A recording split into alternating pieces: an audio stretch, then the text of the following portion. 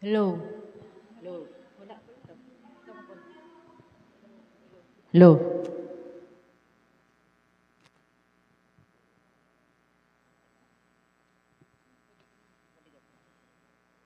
Magandang gabi po sa ating lahat at happy Sabat.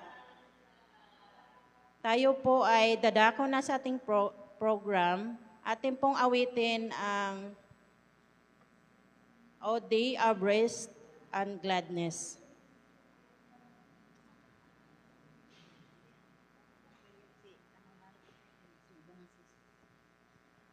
O Day of Rest and Gladness, reducing.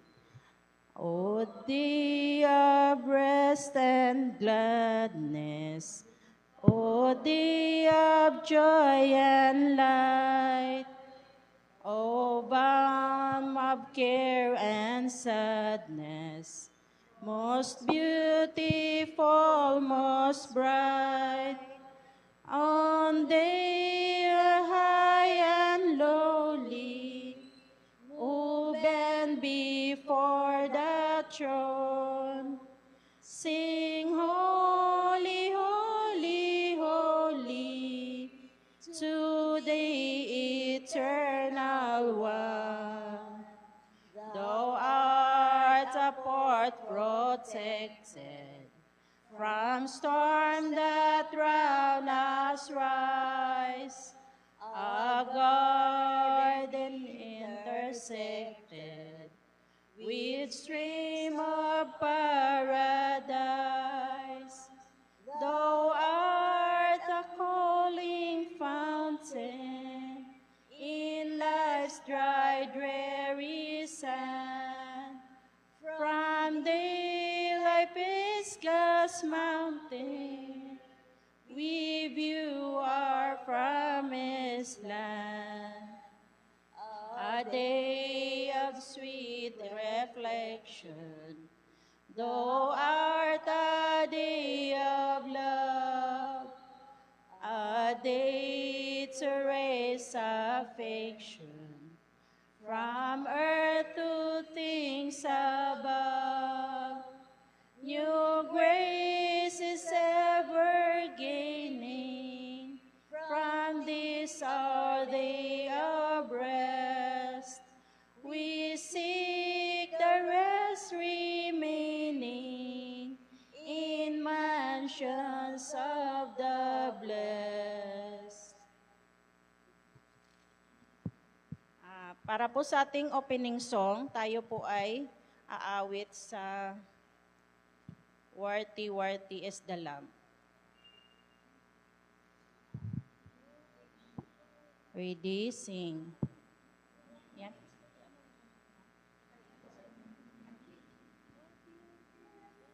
Worthy, worthy is the Lamb. Worthy, worthy is the Lamb. Worthy, worthy is the Lamb. Worthy, worthy is the Lamb that was slain. Glory, hallelujah. Praise Him, hallelujah. Glory, hallelujah, to the Lamb. Savior, let thy kingdom come. Now the power of sin consume. Bring thy blessed millennium. Holy Lamb. Glory, hallelujah. Praise Him, hallelujah. Glory, hallelujah, to the Lamb. Those may we each moment feel, love Him, serve Him, praise Him still, till we all See the Lamb. Glory, hallelujah. Praise Him, hallelujah. Glory, hallelujah. To the Lamb.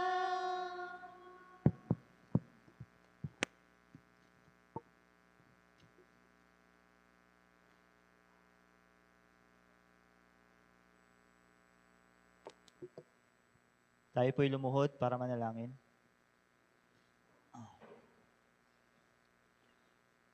Ama namin, dakila at banal, Panginoon naming pinaglilingkuran ng buong puso. Andito ang iyong bayan, Ama, nakaluhod, nagpupuri sa iyong banal na pangalan. Kami po ay nagpapasalamat, Ama, na sa buong isang linggo, na iyong pagpapala at pag-iingat sa aming buhay ay iyong iginawad sa amin. Ngayon, Ama, maraming salamat po sa pribilehiyo na ipinagkaloob niyo sa amin sa araw ng Sabat, Lord. Sa gabi na ito, Ama, hinihiling po namin na kayo po ang pumagitna sa amin ngayon. Magliwanag po kayo sa harapan namin, lalo na po sa aming tagapagsalita ngayon na iyong ipinadala na sa pangalan ni Elder Chris, na siya po ang mabibigay ng pabalita, tinapay ng buhay, Ama, na ito po ay makapagpapalakas sa aming pananampalataya. Maraming salamat at sa mga kapatid na papunta pa lamang dito, Lord, inyo po silang gabayan na safe sila makarating dito upang makapakinig ng iyong mensahe. Maraming salamat, O Lord, sa pagtugon. Ito po hiling namin at dalangin sa pangalan ni Jesus. Amen.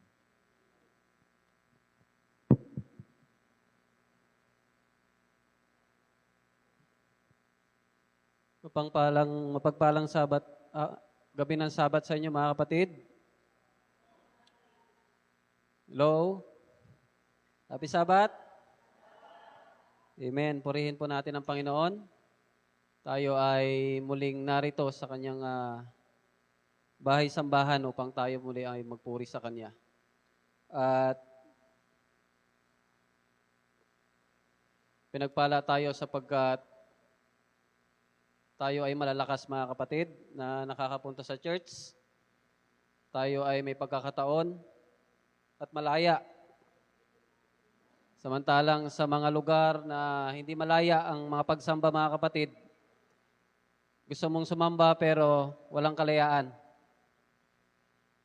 Sabi nga ni Elder Roy sa Middle East, hindi ka pwedeng magtayo ng mga church talaga doon kundi sa mga house lang. No? Mahirap ang kalagayan, subalit mga kapatid natin doon ay nagsumisumikap na magtipon-tipon sapagkat sabi nga ni Apostol Pablo, huwag nating pabayaan ang mga pagkakatipon. At ito ay magiging bahagi na tayo ay magpalakasan sa isa't isa mga kapatid. Alam ko po na hindi lingid sa inyong kaalaman at marami rin controversy sa gitna ng church. No? Mga prinsipyo ng mga ating mga dalubhasa sa pag-aaral ng Biblia, marami. Subalit, hindi sana tayo mga kapatid maapektuhan na maging dahilan na magkabahagi tayo sa ganitong problema ng iglesia. Isipin niyo po mga kapatid na nasa totoong iglesia kayo kaya ganon. Diba? Kasi kung walang ganito, baka hindi ito yung totoong iglesia kasi tayo po ang puntirya ng kaaway. At bawat isa sa atin pwedeng gamitin ng kaaway para magkabahagi. Tama po? So, lagi tayong pagsumikapan natin na tayo lagi ay mapalapit sa ating Panginoon. At yung kanyang karakter ay maisalin sa atin. At ngayong gabi mga kapatid, tayo muli ay magpapatuloy sa ating pong pag-aaral ng From Heaven with Love, chapter 78. At ito po ay may pamagat na Christ died on Calvary. So ipagpapatuloy po natin yung istorya mula sa nakaraan at ngayon po ay dadalhin ito ng ating pong mahal na kapatid na si Elder Chris. At bago siya magsalita mga kapatid, bigyan natin ng panahon ng mga kabataan ng Tribusyas para sa kanilang awitin, handog para sa Panginoon.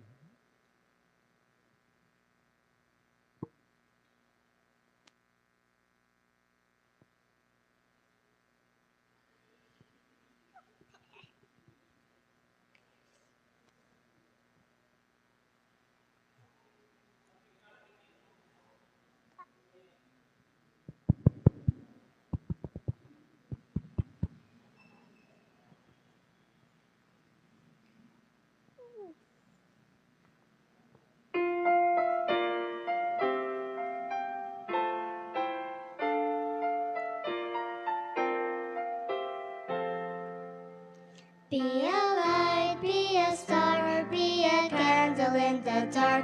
You can shine like a city on a hill. Give your hand, give your heart, give the very best you are. Be the salt of the earth if you will. You can help and serve somebody you know. Share your light and love wherever you go. For light can be blessed and light. We can choose to be a light. Do it well. Always seek to be me. Don't get angry or upset. Never swear or call anyone a fool. Just forgive and forget, for nobody's perfect yet. Never judge other fools, it's not cool. You can help and serve somebody you know. Share your light and love wherever you go. For light can be blessed and bright. We can choose to be a light. Jesus told us to love and give, for that's the happiest ways to live.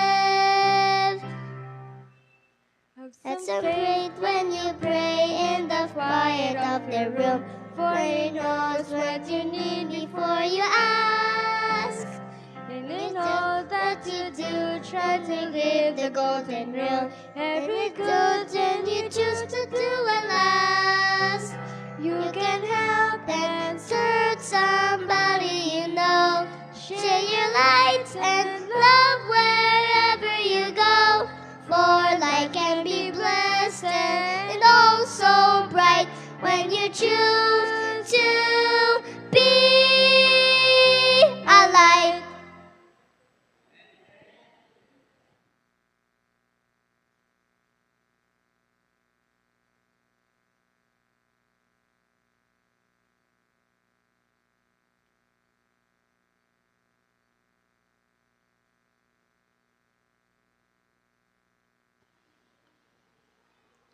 Happy Sabbath mga kapatid.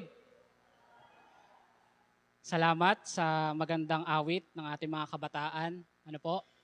As early as their age, sila po ay nagagamit sa gawain ng Panginoon. Nasa na kaya yung iba sa atin na medyo mas matanda sa kanila?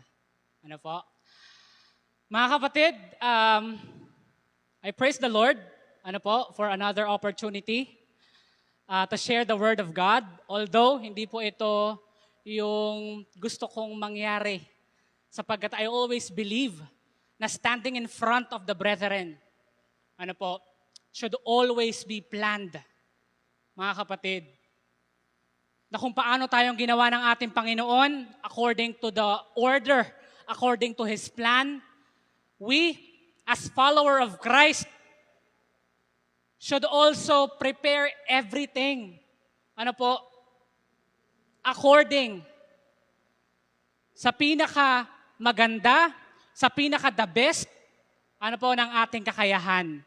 But ang sabi nga ng Panginoon, ano po, we ought to be ready in season and out of season. Ano po? So if you are available, dapat wala tayong gawing or wala dapat tayong sabihin na kahit na anumang excuse kasi ito ay kasalanan sa Panginoon.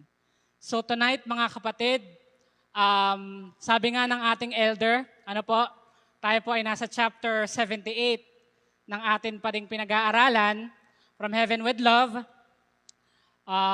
Ito po ay may pamagat na Jesus died on Calvary. Tama po ba, Brother Melfred?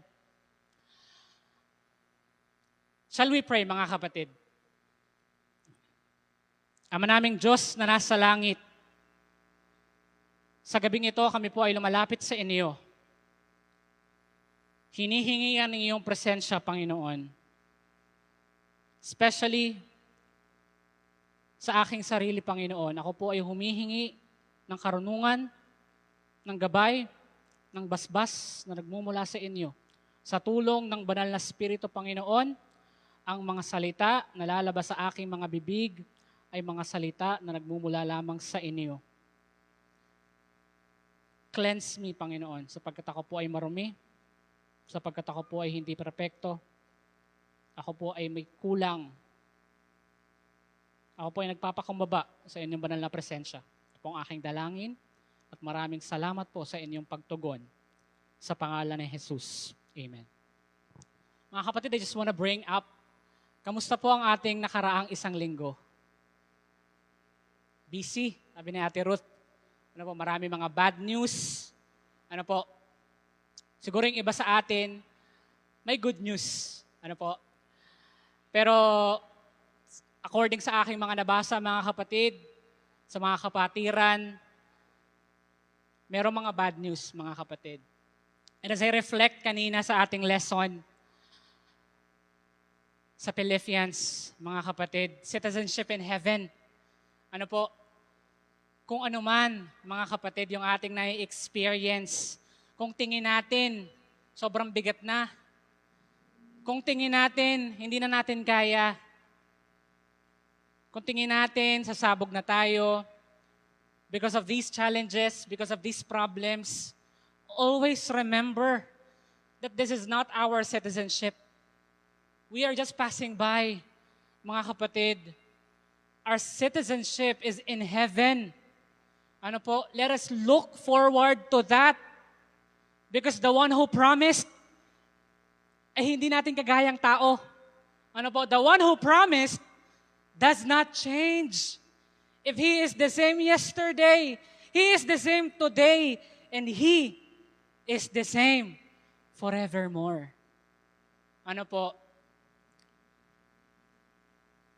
Kaya nga, ang sabi doon sa Colossians, gusto ko lang basahin, chapter 3, verse 4.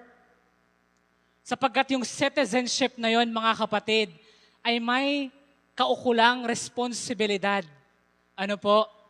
If we are just temporary here on earth, if we claim that our citizenship is in heaven, we have a responsibility. And that is to show Christ's character. Ang sabi sa Colossians chapter 3 verse 4 ay ganito, when Christ, who is your life, appears, kapag ang Panginoon ay nagsushow sa ating mga buhay, mga kapatid, ang kanyang pangako ay ganito, then you will appear also with Him in glory. Amen? Amen. And that made possible, mga kapatid, because He died on Calvary. Amen po ba? Ngayon mga kapatid, nung binasa ko yung key text ng ating pinag-aaralan sa gabing ito, ang key text po ay matatagpuan doon sa Matthew chapter 27. Kung kayo po ay may mga Bible, mga kapatid, pwede niyo po akong samahan, basahin ito.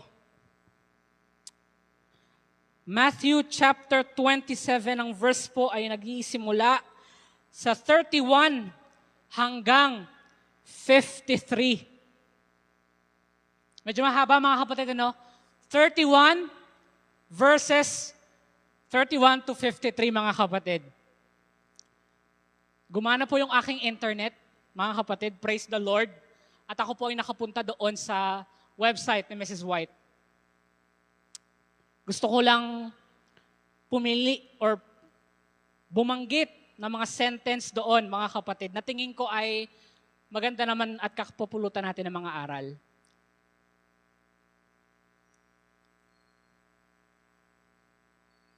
Ang sabi dito, mga kapatid, when they were come to the place which is called Calvary, they crucified him.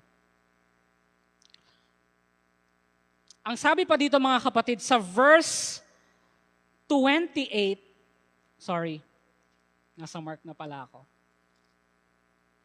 Ayun. Matthew 27 verse 38. Ang sabi dito, mga kapatid, ito yung tumatak sa akin. Two rebels were crucified with him. One on his right and one on his left. Those who passed by hurled, insulted him, shaking their head and saying, "You who are going to destroy the temple and build it in 3 days, save yourself. Come down from the cross if you are the Son of God." Verse 41, in the same way the chief priests, the teachers of the law, the elders mocked him. He saved others, but he can't save himself. Mga kapatid, reflection ko lang sa ating binasang verse. Yung mga nagmock sa ating Panginoong Jesus ay ordinary people. Sabihin natin hindi Christian. But at the same time, those who mocked him were elders. Ano pa? Priest. Mga kapatid, hindi nila na-realize na if yung crucifixion ng ating Panginoong Jesus did not materialize.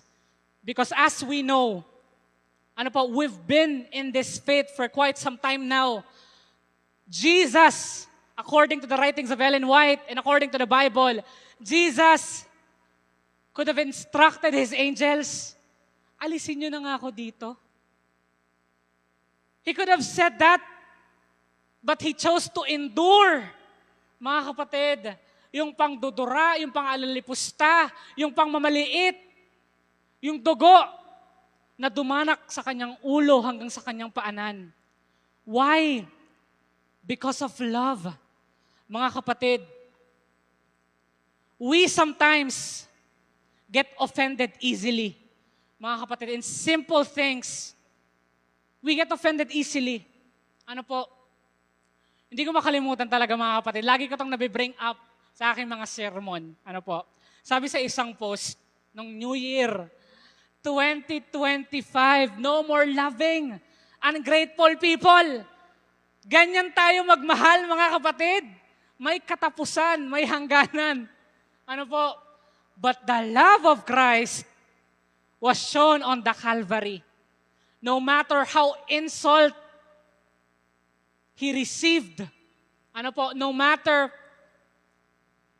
how much pain He endured, His love showed on the Calvary that for you and me, mga kapatid, can gain eternal life.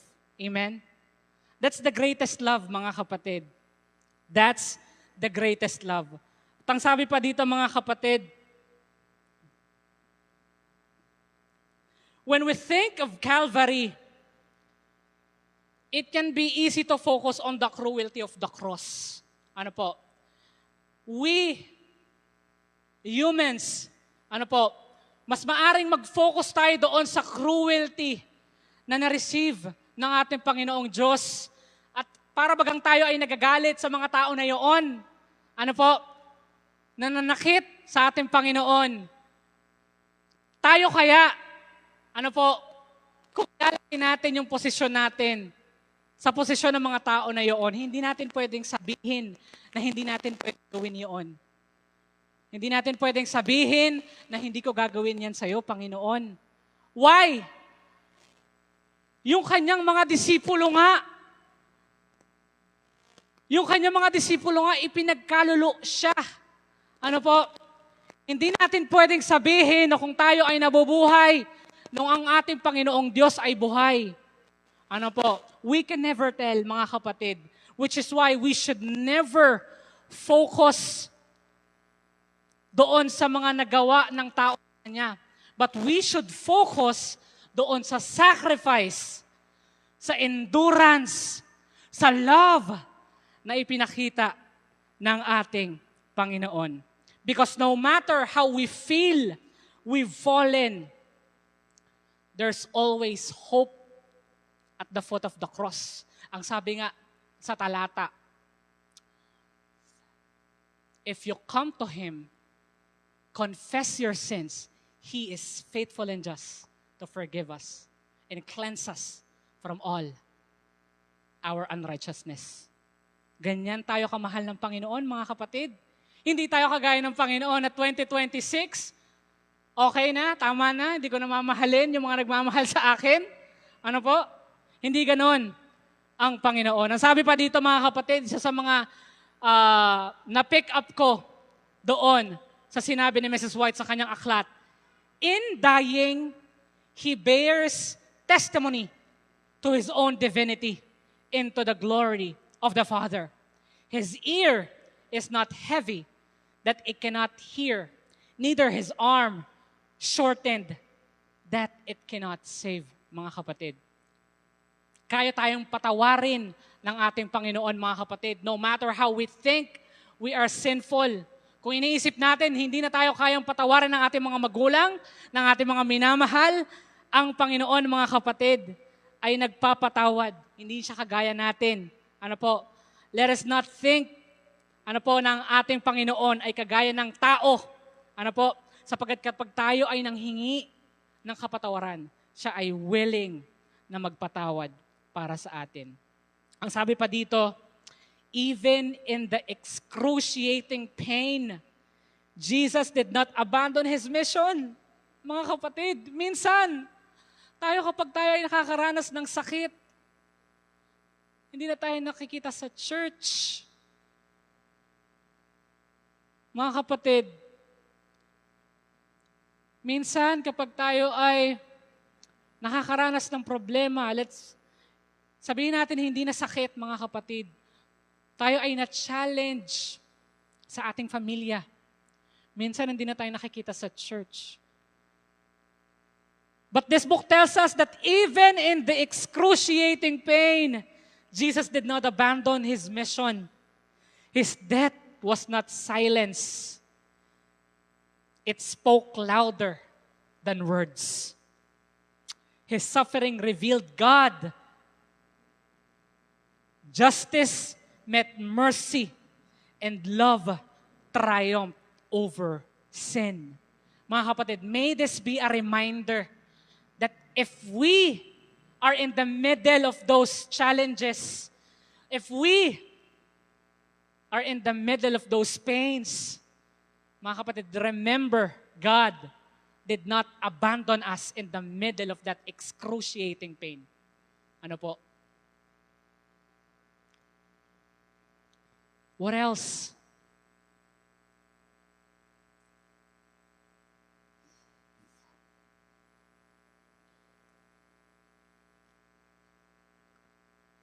Love cannot be measured. Love cannot be measured. Short sentence, mga kapatid, but tells us a lot. Ano po? Yung pag-ibig sa mundo ay mababaw, mga kapatid. Kaya nga may breakups eh. Di ba? Kaya nga may broken family.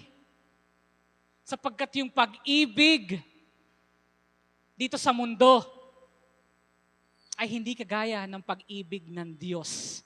Yung pag-ibig ng Diyos ay hindi kayang sukatin, hindi natin kayang arukin, hindi natin kayang lampasan, lalo't higit, mga kapatid, Valentine's na naman. Ano po? No matter how effort we showed to our spouses, no matter how big the bouquet we give to our girlfriends, ano po, to our wife, to our husbands, it cannot measured up doon sa pag-ibig ng Panginoon. Ang sabi sa talata, mga kapatid, no love is greater than this. Something like that, mga kapatid, is to die for your friend. I think that's found in Matthew. Kaya ba nating mamatay para sa ating partner, mga kapatid? Some of us can say yes, maybe. Ano po? Siguro kaya kong mamatay sa aking anak. Siguro kaya kong mamatay sa aking asawa. But can you die doon sa tao sa labas na namamalimos? Can you say wholeheartedly with confidence na you can die para sa kapatid na iyon, para sa isang namamalimos na iyon, para sa kaaway mo? Maybe not, mga kapatid. Which is why love, the love of God, cannot be measured. And which is why, mga kapatid, if we feel lost, ano po, if we are in the middle of pain, if we are in the middle of our challenges, please pray with me. Ano po? That in the middle of those dark ages, we can say it dark ages, mga kapatid, God may inspire us and remind us His sacrifice in the Calvary. This is my prayer in Jesus' name.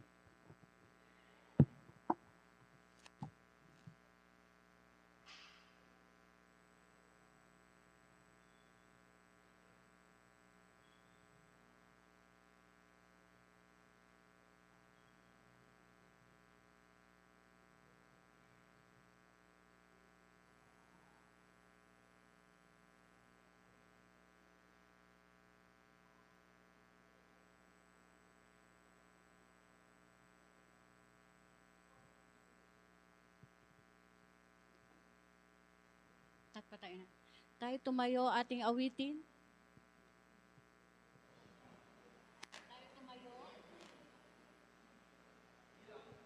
Tayo po tumayo, ating awitin ang Draw Me Near sa hymnal 187.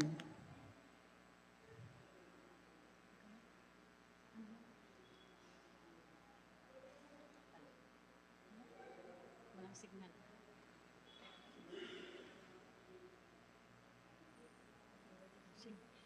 I am thine, O Lord, I have heard thy voice, and it told thy love to me. But I long to rise in the arms of faith and be closer drawn to thee. Draw me nearer, nearer, blessed Lord, to the cross where thou hast died. Draw me nearer, nearer, nearer, blessed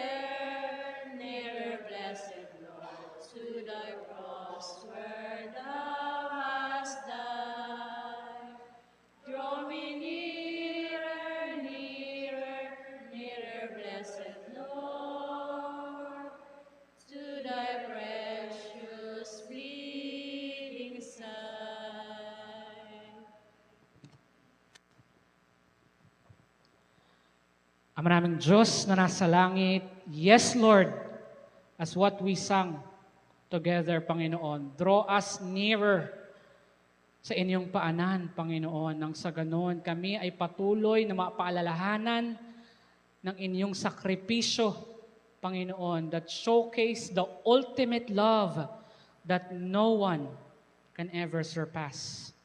As we go home, Panginoon, as we depart from the four corners of this church, may you guide each and every one of us so that we can continue to gather together tomorrow, happily worshiping, praising your name. Continue to guide us with the Holy Spirit, Panginoon. This we pray in the loving name of Jesus. Amen.